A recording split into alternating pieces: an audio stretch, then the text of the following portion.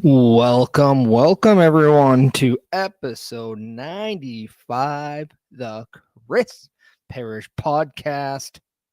Let's talk about it.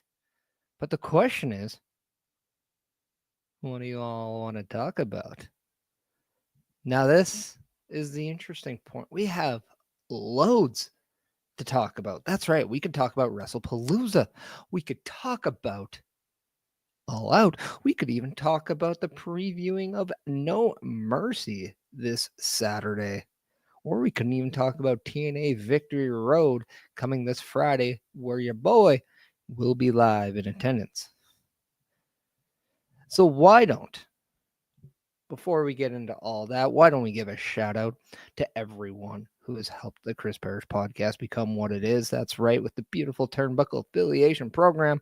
You can go to turnbucklestudios.com right now to check out everything about Turnbuckle Studios and the Turnbuckle Affiliation Program. You can also go to turnbucklestudios.org/join if you want to become a member of the Turnbuckle Affiliation Program.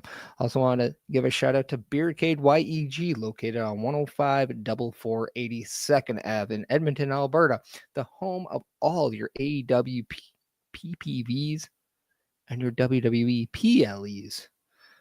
So weird having to differentiate those two. I'm not used to it yet. It's been a while. I just don't want to. But yeah, go check them out. An amazing establishment, an amazing menu, and some amazing games that you could play. We talk about Aura and how important it is for a good time. The Aura at Beercade is like none other. So go check them out. We saw the very first WWE ESPN show last night, and that was called WrestlePalooza. And what we saw was a little bit of history being made. We saw ESPN and WWE create a new era. And we started off with a bang with Brock Lesnar going up against John Cena. Now, this wasn't the best match on the show by any means, but from bell to bell, you got complete chaotic action. From pillar to post, they beat each other up. Brock Lesnar absolutely took it to John Cena, and John Cena did what he could. What I loved about this story that maybe not a lot of people are talking about is the single fact that John Cena is coming to the end of his retirement tour. That's right. We are September 21. He has less than 3 months left with the WWE. And what we're seeing is just a sympathetic John Cena to where he is given everything he can, but it just might not be enough. And you're going up against one of the most dominant forces to ever hit a WWE ring in Brock Lesnar. So with what Brock is able to still dish out, the punishment he is still able to bring, John Cena just couldn't keep up. And I like that story because no matter with the fact that he didn't want to give up, he just couldn't keep up. And John Cena really, for the first time in a long time, really showed just how vulnerable he is on one-on-one competition. We haven't seen John Cena this vulnerable in a long time, and I really thought it made us care just a little bit more about John Cena and just maybe giving us a little bit of, oh yeah, this is going to be the end sometime.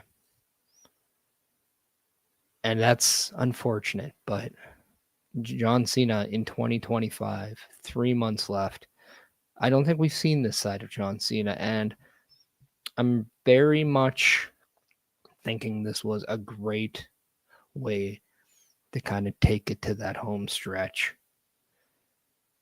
John Cena ends up being 2-5 against Brock Lesnar. We did see Paul Heyman in the corner of Brock Lesnar That is something to note. Is he a part of the vision? Brock Lesnar, that is. What does Seth Rollins, Becky Lynch, Braun Breaker, Bronson Reed have to say about Paul Heyman choosing to go out with Brock Lesnar? I think we'll find out a lot more tomorrow on Monday, where you can watch the Raw Patrol. And remember that the Raw Patrol tomorrow will start an hour earlier.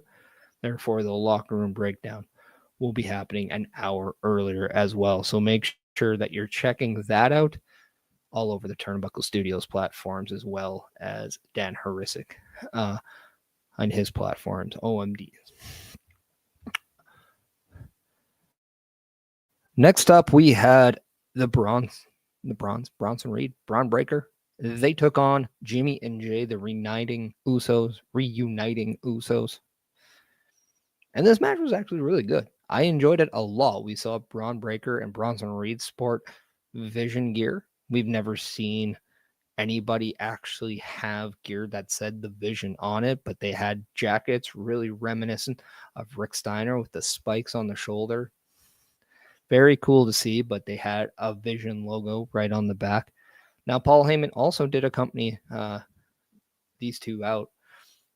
And what we ended up getting was earlier in the day, we saw a little bit of backstage altercations between the two teams. And LA Knight, was put in as your special referee. So it was a little bit interesting. We've known the dynamic that's happening between LA Knight and main event Jey Uso. Is he going to be impartial? We saw him BFT Jey Uso on Monday after getting hit by a spear the week prior. So there's no love lost between LA Knight and Jey Uso. But also he's been battling the Vision for pretty much the entire time he's been on Raw. So I don't think he clearly picked a side. He actually, in this match, literally turned around when a steel chair came in and just said, hey, my job is only to count the fall. So he did just that. He counted the fall reluctantly, by the way, because I don't think, even though he's not a big fan of probably Jey Uso right now, I think he gets a little bit more leniency because he understands the fight Jey Uso is doing. Braun Breaker and Bronson Reed did get the win, but let me just talk more about this match and what I kind of liked about it, because it was fun to watch the Usos back. They didn't look like they looked like a different version of the Usos, because I just didn't feel like they were in sync as well as we've seen them in the past. We did see a lot of their hits in terms of the 1D, the super kicks, some of the tag team chemistry. They're twin brothers. Obviously, they're going to be in sync, but it just didn't feel like the best Uso match. I mean, and that makes a lot of sense because they haven't tagged in a while. They're still kind of going back there. While Bronson Reed and Braun Breaker have been just gelling very well, being very dominant. You got power and speed. You got all those combining elements that just make for a great tag team, and they're putting it all together. So very dominant, very destructive. The Usos very sympathetic. They can withstand shot after shot after shot, and that's exactly what we saw. Especially when we saw steel chairs being brought in. We saw some weapons kind of being used. It was just a little chaotic. I kind of wish that maybe they just made this match a no DQ. But with LA Knight being the ref and just allowing it to happen, normally in matches, when you see that stuff, it kind of makes the official look like an idiot. This wasn't the case. LA Knight chose to allow it, so it was kind of okay at that point. But very lenient ref. I kind of want LA Knight to ref more matches because, sometimes just gotta let the people go. But like I said, Braun Breaker and Bronson Reed did get the win. Jey Uso did get bloodied. His forehead, I believe, did get cut open.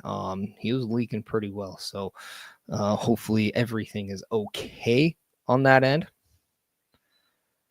But nonetheless, the Usos fall to the Vision. And we didn't get a lot of that LA Knight. Is he going to turn?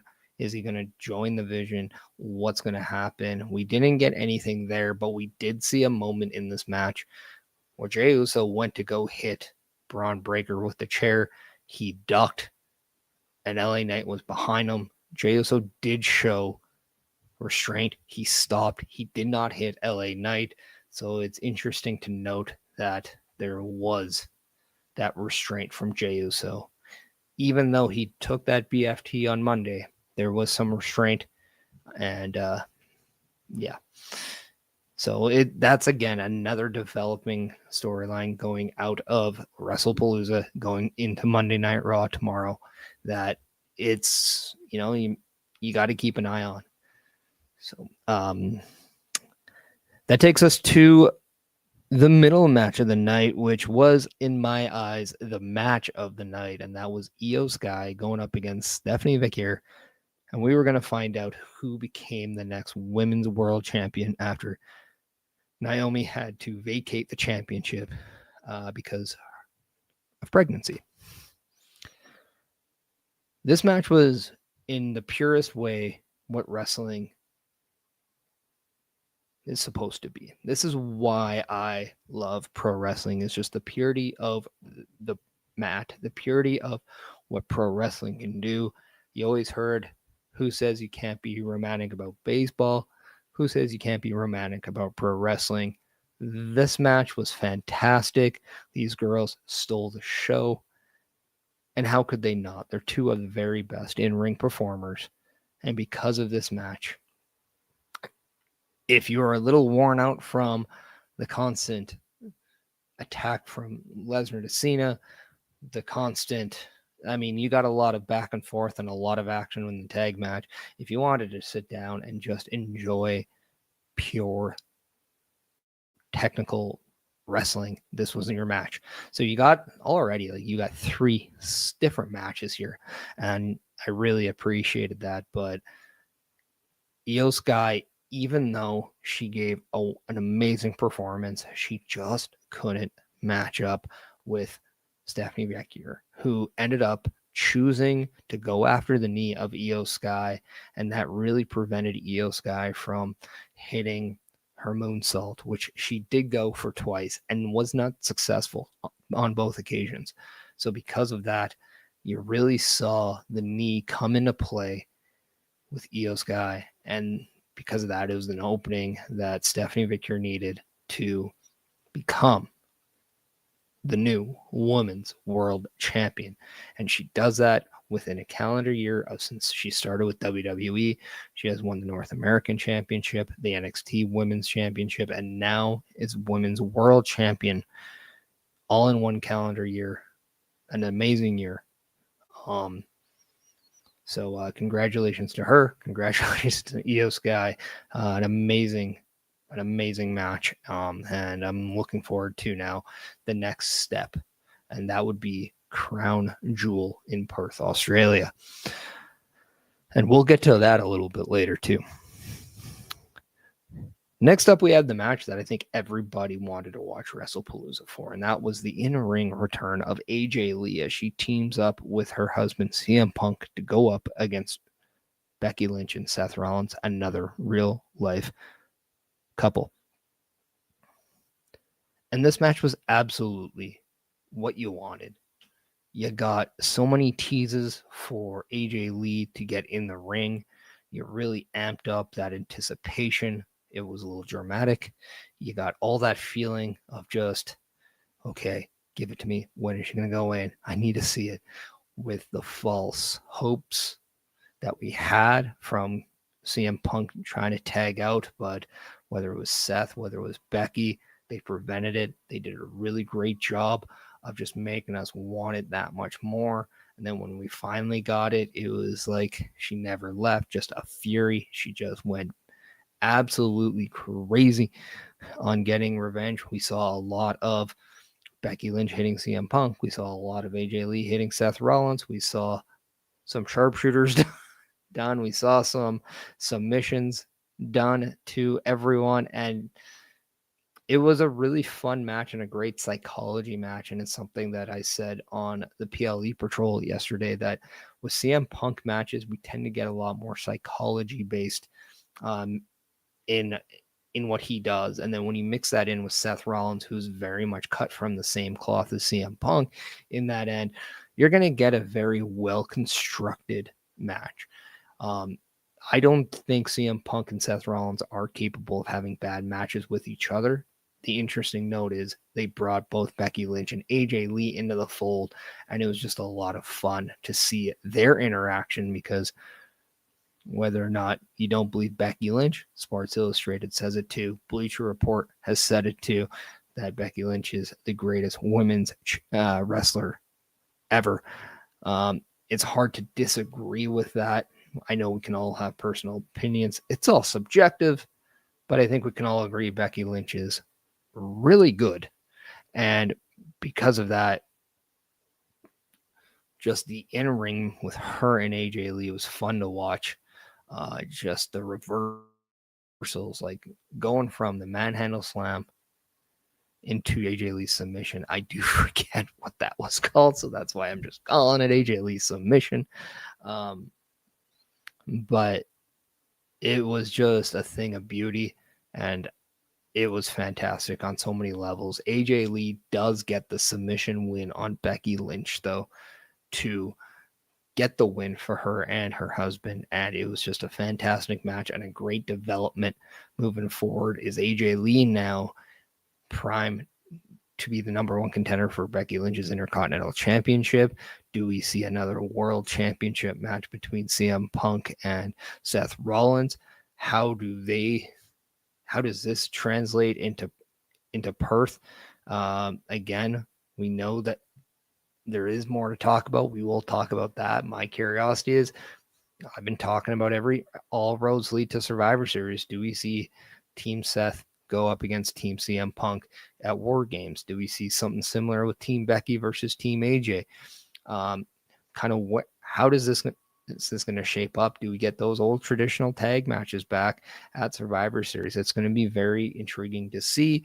Or do we get some one-on-one matches? And next up, we got the main event match between Cody Rhodes and Drew McIntyre. And this match was exactly what we wanted. But the one thing that I thought was weird is we both had potential injury scares for both men very early for Cody Rhodes, as it looked like maybe his knee was given out. We saw that wasn't the case, so it could have been just a little scare. But then down the road, we saw an opportunity where Drew McIntyre was trying to Claymore kick Cody Rhodes into the announce table one more time. This time the official, got in the way and prevented Drew McIntyre to do this. But once Drew McIntyre got the opportunity to go, it allowed Cody Rhodes to get out of the way. And Drew McIntyre Claymore kicked the announce table and really was favoring his shin, his knee, his leg in that. And that really took a toll on him to do anything else. And that, in essence, was the downfall of Drew McIntyre, as Cody Rhodes did secure the pinfall victory on Drew McIntyre to retain his undisputed championship. Now, we had thought that maybe that with this match being dubbed as the main event, that something was going to happen. I know I was thinking the same thing. We didn't get anything. And because of that, we got a very pure show. And I think a lot of people wanted more. And I understand that, because it felt like we were going to get more. Triple H did say expect some surprises. And I think some surprises were just these. Pat McAfee returned to call the show with Wade Barrett and Michael Cole. So we got the return of Pat McAfee. I think that was a surprise, although I think a lot of people expected that with WrestlePalooza being from Indianapolis.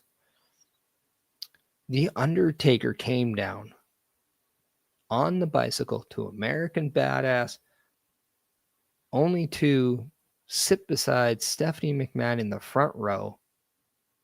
And for the first time, we have seen in September the WWE start their Hall of Fame inductions, as The Undertaker was proud to announce that in 2026, Stephanie McMahon will be inducted into the Hall of Fame.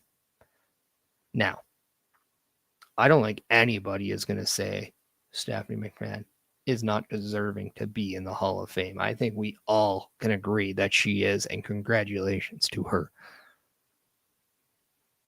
But I think I could say for a lot of wrestling fans that Pat McAfee, Undertaker, the Hall of Fame announcement, I don't think they were necessarily the surprises the wrestling fans right now wanted. Now, don't get us wrong. Don't get me wrong. I did not dislike these. But I wouldn't have mind seeing Gunther come back and have a standoff with Brock Lesnar. I wouldn't mind something to happen in the main event match. Maybe a Randy Orton coming out and really putting his stamp on where he stands. Whether it's a turn on Cody Rhodes, whether or not it's payback to Drew, whatever the case may be, I think a little bit more shenanigans were something that we wanted to see. I also am not a big fan of Drew McIntyre consistently getting up to these world title opportunities only to be the guy that never wins anymore. I think Drew is doing a fantastic job of making himself relevant enough to be the champion and to be the guy again after, in my eyes, he got completely robbed with the pandemic as that momentum was taken away from him. So, I just want to see something for Drew McIntyre once again. So it'll be, again, something that we got to return to SmackDown with. I'm very curious if Drew is going to point out the fact that the official is protecting Cody Rhodes, because I don't understand, even in that match, why that one spot was something that the official needed to prevent. So if by choice he thought it was too much, easily could have disqualified Drew. I get it, but the referee legitimately got in front of Drew McIntyre and almost held him back. And I thought that was a little much. So yeah, all in all, WrestlePalooza might not have been. I mean, a lot of people said it was an okay card. I really liked it for the sense of where it's leading us to. I understand that it wasn't a blow me away card, even though there's a lot of matches. All matches could have main evented. I do think that this card is going to be vital to the direction that the company is moving, especially going towards now Crown Jewel, where we found out in the post-conference that Seth Rollins will be going up against Cody Rhodes for the Crown Jewel Championship. So the champion versus champion mentality is back. So that does not allow us to have a CM Punk versus Seth Rollins match. So what I'm curious is, does CM Punk get involved in any way in this? Or do we see something else? This only means that the winner of Friday's triple threat match of Tiffany Stratton, Nia Jackson, Jade Cargill will face Stephanie Vicure for the Women's Crown Jewel Championship. So we do have those two matches already kind of there. We don't know who Stephanie's opponent is until Friday, but we do have the men's match already announced. So we already are making some waves going in to Crown Jewel. Therefore, WrestlePalooza has already shaped the what's next. And I think because of that, it does hold a purpose, and it is maybe a show that a lot of people will overlook the importance of just what it was there to do. Now, it was also a very soft opener for WWE and ESPN. I think that's safe to say. I think clearly there's going to be better shows. But let's face it, it's going to be a fun partnership with WWE and ESPN, and I don't think there's anything to worry about because I still don't think WrestlePalooza in any way was a bad card. Now, with that being said, I'm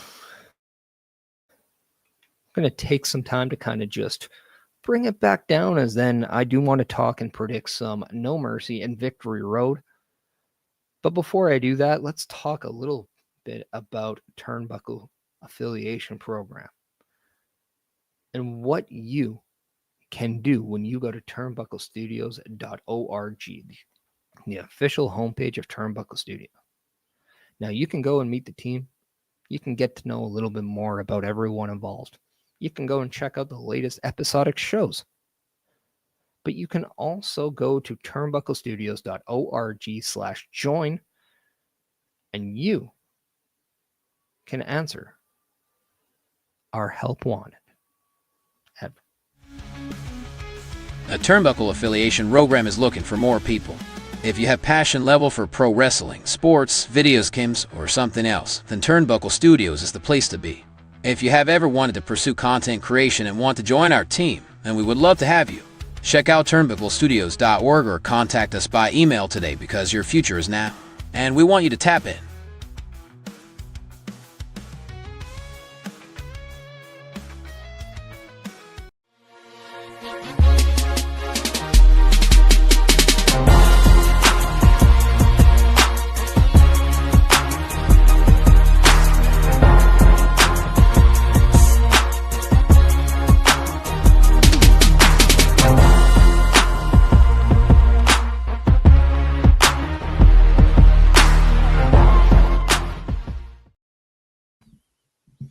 That's right. The next portion of this show is us predicting NXT No Mercy, and that the segment is definitely sponsored by carlcarafel.redbubble.com. That it is the official online shop to the Turnbuckle Affiliation Program. So if you want to go and support anybody or any show on the Turnbuckle Affiliation Program, whether it's the Chris Parrish podcast or others, you can go and rock out with some swag, whether it's hoodies, whether it's t-shirts, whether it's some baseball caps, or if you want accessories like an iPhone case, stickers, or anything else, you have to go to carlcarafel.redbubble.com to check out what you want and what you can get. So please go check out carlcarafel.redbubble.com now to go and check out how you can rock out with the Turnbuckle Affiliation Program. NXT No Mercy comes down this Saturday, and I am absolutely excited to see what it's going to be. We are shaping up. It is not quite official on the card. We still have some things in wait, but nonetheless, we are shaping up for a great show. We have 4 title matches set on the card right now, and it's going to be a lot of fun. Right now, we have JC Jane versus Lola Vice for the NXT Women's Championship, and I think I'm going with Lola Vice here to be your new NXT Women's Champion. We saw kind of her have that one up on Homecoming as she kind of pushed JC Jane back into the ring as she took that riptide from Rhea Ripley. But I think this might be a time to kind of change direction for the NXT women's division, and I think Lola Vice is right there to get an opportunity, because I could see maybe Fallon Henley becoming that new challenger for Lola Vice, or even a run back after. But yeah, give me Lola Vice to become your new women's champion. Then we have Sol Ruka defending her WWE Speed Championship, but her partner is unknown at this point because we still have a finals match to go from Lainey Reed and Candice LeRae. The winner of that tournament final will face Sol Ruca. Now, there is part of me that's thinking it's going to be Candice LeRae going up against Sol Ruca. And I think this is something to really showcase the speed title. But I have a feeling we might see some new blood, and I wouldn't be shocked. But I'm gonna go with Sol Ruca versus Candice LeRae here, and I still believe that Sol Ruca is going to retain her championship, and she's gonna walk out of No Mercy still double champion, as she's also your current Women's North American champion. Also, we have Ricky Saints challenging the winner of Trick Williams Obafemi as they set to face off this Tuesday, as it's title versus title, NXT versus TNA, both championships on the line. Which one will take both, and both titles will be on the line against Ricky Saints?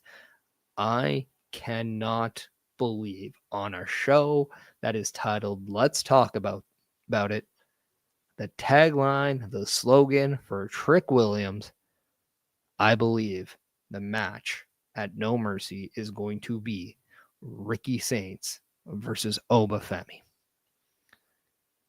And because of that, I am going to pick the one who on Sunday, with Sunday football there, it is Saints Day, baby.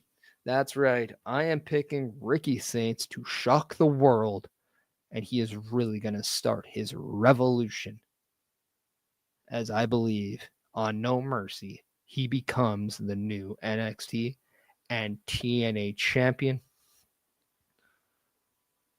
And I think that is going to be a fantastic match, and I do believe we are going to get in this match the true solidification of that TNA incoming, as I think they are going to raid NXT at No Mercy. We also have a North American Championship on the men's side. Ethan Page takes on Tavian Heights. I do think Ethan Page wins, but I do think it's also a matter of time that Ethan Page will become a member of the SmackDown roster. And because of that, I think it's going to be very... I think Ethan Page will lose his championship before the end of the year. I just don't think he's losing it to Tavian Heights on NXT No Mercy. I have Ethan Page, and I think it's going to be from very dirty tactics, but I would not be surprised if Tavian Heights does win, in case they want to bring up Ethan Page sooner. I think he's very, very much on that cusp of being the next guy that we see on SmackDown. And I would like to see him with Chelsea Green and the Secret Service and all of that, as they've been doing some great work in NXT. I think it's time to take this to SmackDown. And so far, that is NXT No Mercy, but check out NXT Live on Tuesday, as we will see a lot more development going towards No Mercy, and it'll be a lot of fun. And I'm going to say, with that, let's check out what we have here at Turnbuckle Affiliation Program coming up this week with the weekly calendar, before we go into talking about Victory Road and predict what I believe Victory Road is going to be. Turnbuckle Studios and the Turnbuckle Affiliation Program bring you the week of streams. Monday nights you get the Locker Room Breakdown at 7 p.m. Eastern, followed by the Raw Patrol at 8 p.m. Eastern. Tuesday brings you the flagship show, Turnbuckle Talk, at 8:05 p.m. Eastern. Wednesday we play games with the PlayStation Showcase at 8 p.m. Eastern. Thursday we go TNA when we brace for Impact at 7:55 p.m. Eastern. Friday we secure all details as we answer the call for the SmackDown security detail at 8 p.m. Eastern. The weekend brings you Saturday Night Gaming at 8 p.m. Eastern. On Sundays be sure to catch the Chris Parrish podcast at 12:15 p.m. Eastern, followed by the Boar's Nest at 8 p.m. Eastern. Be part of the shows and join the chat every day.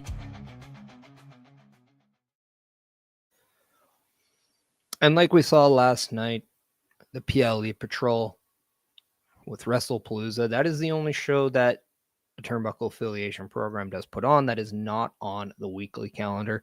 And that's because it's a weekly calendar, and the PLE Patrol, sadly, is not a weekly show. But always check out the PLE Patrol, as the next one will be for Crown Jewel. The time and all that will be, all that information will be kind of said as we get closer to the event. So make sure you're checking out all the shows to hear more about the time of the PLE Patrol. We will definitely get that out for you. And if you want to sponsor, or not sponsor, but help out with the Chris Parrish podcast, just leaving a like, a follow, a subscription, all that good stuff on all the platforms, whether it's Facebook, YouTube, Twitch, or X, or even the Instagram. And if you want to get more from me on Instagram, please go and subscribe to myself on Instagram. I will do all individual watch alongs live for the subscribers of Instagram, and it will be to you only, no other platform. I also want to ask everybody, if you want to go sponsor the Chris Parrish podcast on Spotify, you can go there. You can help me by rating my show. If you can, please leave a 5-star to let me know I'm doing a great job. If you have any comments or concerns, please bring them to my, but if you can, 5 stars, that'd be great. It helps out the channel, helps out what I'm trying to do. And the more upbeat and positive things we can have, the more I can do for these shows, and maybe just do more interviews, and hopefully I can do a little bit more for everything. As we near that 100 episode, I hope we can do something different and fun for that. There are some things in the works, so stay tuned. We then move over to the prediction of TNA Victory Road, coming live from my neck in the woods of Edmonton, Alberta. It's the first big event in Edmonton since Backlash. So, if you guys remember Backlash, from when Randy Orton took on Mick Foley in that hardcore match, when we saw that triple threat rematch from WrestleMania 20, we got that. And it was a fantastic show, start to finish. But Edmonton has not had a major pay-per-view or PLE since then. We've had multiple, Raw, SmackDowns, even I think Dynamite came. Dynamite? I think it was Dynamite. Yeah. AW has been in Edmonton, but it's never been a major pay-per-view show. This is the first time. This is also TNA's first time in Edmonton, and I'm very excited. So next week, I will definitely be giving you guys a lot more stories and just my experiences from Victory Road, among other things that I'll get to later. But let's have some fun and let's predict TNA Victory Road, as we are being headlined by the Knockouts title. And that's right, Ash by Elegance defends her championship against Masha Slamovich. And we have Indy Hartwell as a special referee here. So I'm very intrigued with what this kind of has. We do have 3 people in this match. Indy Hartwell, why is she kind of there? What is she going to do? Is she going to count this match down the middle, or is she looking to favor someone? We'll find out a little bit more, but I do think Masha Slamovich becomes your Knockouts champion one more time. And I do think Masha Slamovich and Indy Hartwell will become the match and the direction that you go to next. I do not think Ash by Elegance is there to be a champion very long. And I kind of feel Ash by Elegance was the right place at the right time, because I have a feeling she was just there to get the title back from JC Jane. I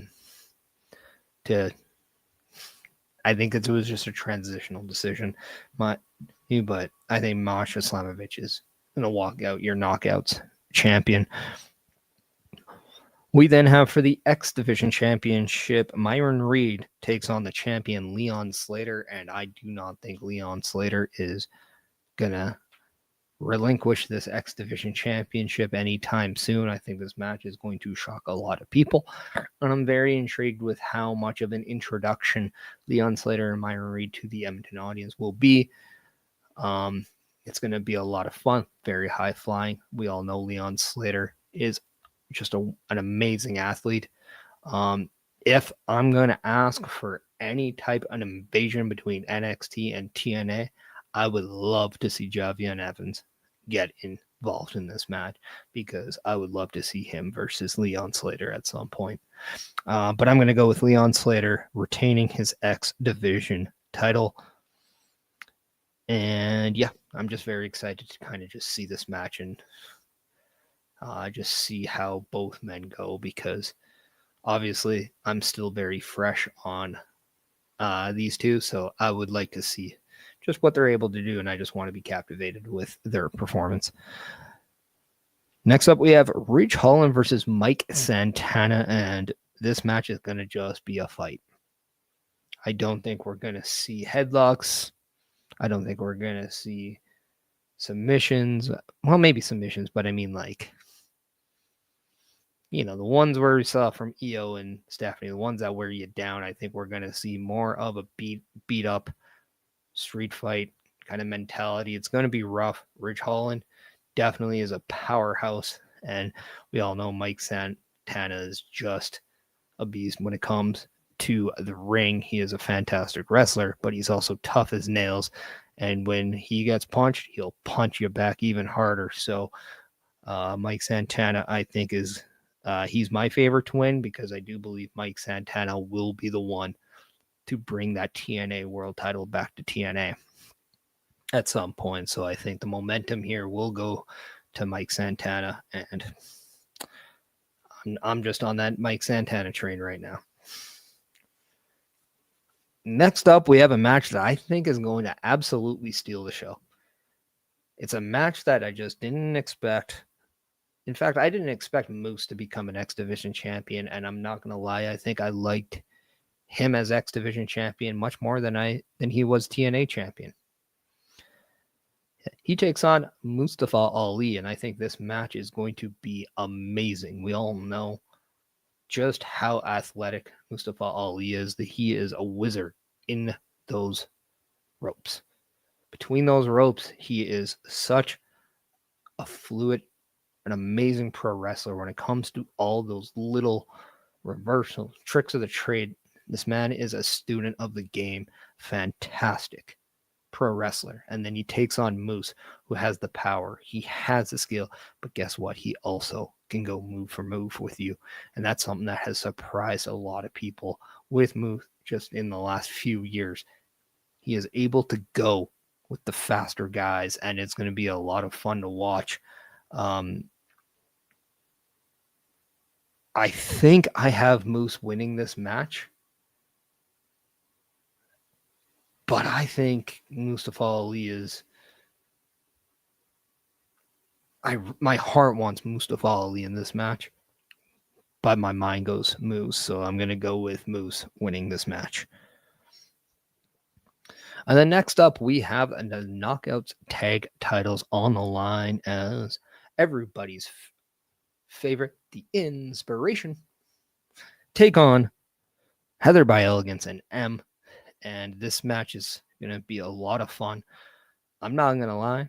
I hope we see Alexa Bliss and Charlotte in here, because I want to see knockout tag titles up against the WWE tag titles at some point.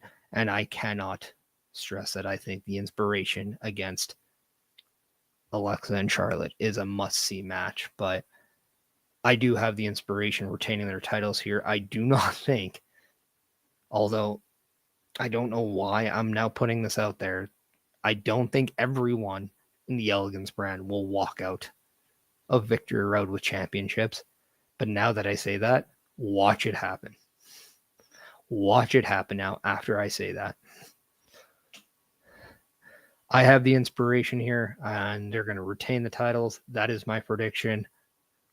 But yeah, I'll hate myself if I just put something in the universe now, and it does happen. And then lastly, for the international title, we have Steve Maclin taking on Frankie Kazarian. And I'm not going to lie, I think we see a title change here. I think Frankie Kazarian becomes your next international champion. Steve Maclin is the first man to hold the international title. He's had some time with that title. I just think now we need a little bit more with that championship. I don't know if you need to completely finish this feud, but I think a good way to keep it going is if Frankie Kazarian somehow sneaks his way out of Victory Road with the championship, and then Steve Maclin attacks Kazarian during one of his talk show segments, and then we can make that rematch again in the future. So that's what I'm going to do. I'm going to go with Kazarian as your new international champion. I think that'll definitely help elevate the championship into more of that high-end one. And I think something to see, like international, make it like your intercontinental. I think that's kind of the hope. And I think that's something I would like to see. So I think Kazarian is that perfect person because I see a lot of Miz and Kazarian comparisons and similarities right now.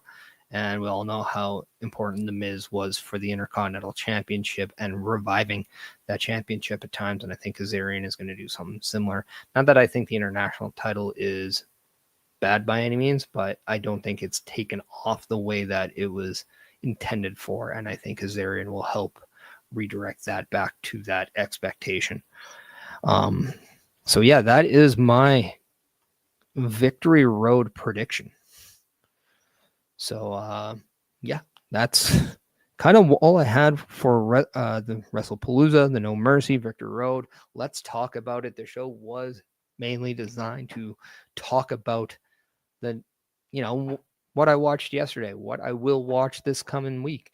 So it's going to be a lot of fun in the next 7 days to just enjoy a lot of pro wrestling. We got Raw, we have NXT, we have SmackDown, we have Victory Road, we have No Mercy, and then we also have AEW as well. And TNA on Thursdays. So very spoiled we are as wrestling fans. So that is something to take note. I do want to let everybody know that I am going to play both our Redbubble and Wanted Ad one more time before you guys get to see what episode 96 is all about. So yes, if you want to go to turnbucklestudios.org/join, you can answer the ad to come and join the team over here at Turnbuckle Studios.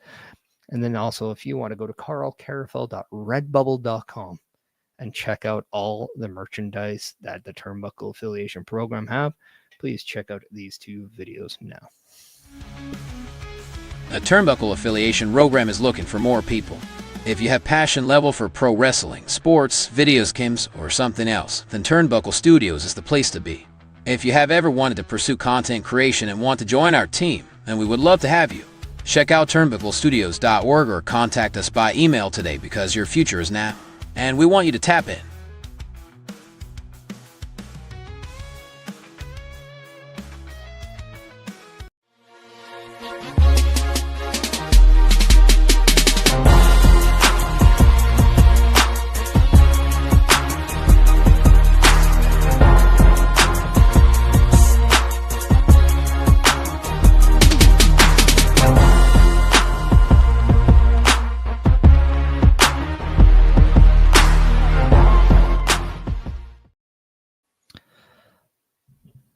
Coming up next week will be a fun show, episode 96, where I will give you my experiences at TNA, my first ever live TNA experience. Also, 10 things I changed about you. That's right. We all know what movie that's from, but the basis of this is I'm bringing back my 10 creative ideas I would change with the WWE. So come check out next week's episode, 10 Things I Change About You, coming to you next Sunday at 12:15 p.m. Eastern Time, the Chris Parrish Podcast, episode 96. This has been episode 95 of the Chris Parrish Podcast. Let's talk about it, as I thank every single one of you for joining here today. I appreciate it, and I hope you guys have a great rest of your Sunday. So in the meantime, I want to let everybody know to be happy, be healthy, and make sure at the end of the day, you remember you matter. Everybody have a great and safe Sunday. Enjoy week 3 of the NFL. I will see you next week. Take care.